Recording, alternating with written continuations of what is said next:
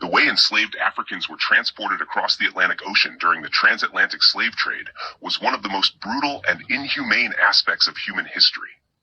The ships used to carry them, called slave ships, were designed to maximize profit, not preserve life or dignity. The way black people were arranged and treated aboard these ships reveals the depths of cruelty of the slave system. Here's a detailed description of how they were arranged and what they endured. 1. Packed like cargo. Enslaved Africans were tightly packed together in the ship's hold, often lying side by side, with barely any space to move, much like sardines in a can. Men were usually shackled in pairs, with iron chains around their necks, wrists, and ankles. Women and children were placed in separate areas, often slightly less confined, but still overcrowded and unsanitary. In many cases, each person had only about 4 to 5 feet of space in length and 2 feet in width, barely enough to lie on their back. The tight packing system.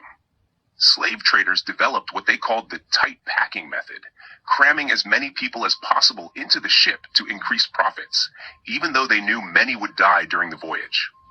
On some ships, 400 to 600 enslaved people were forced into spaces meant for 200. The enslaved were often stacked on wooden shelves or platforms built between decks, creating layers of human suffering. These lower decks had almost no ventilation, and the heat, stench, and lack of air made it nearly impossible to breathe. Horrific conditions below deck. The holds were dark, damp, and suffocating.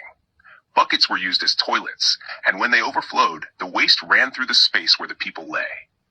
Disease spread rapidly. Dysentery, smallpox, and malaria were common. The dead often remained chained to the living until crew members came to remove the bodies, throwing them overboard.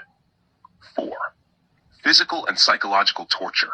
Many enslaved Africans cried, prayed, or sang in sorrow during the voyage, what would later influence the rhythms of spirituals and resistance songs.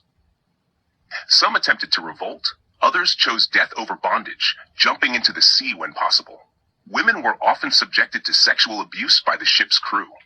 The journey, known as the Middle Passage, lasted 6 to 12 weeks, and it's estimated that 15 to 20% of those taken died before reaching shore. Millions of lives lost at sea. 5. A floating prison. Slave ships were not just means of transport. They were floating prisons of horror. Every element of design, from the chains to the narrow decks, was meant to dehumanize and control. Yet, through unimaginable suffering, many Africans resisted, maintaining hope, faith, and identity in the face of brutality.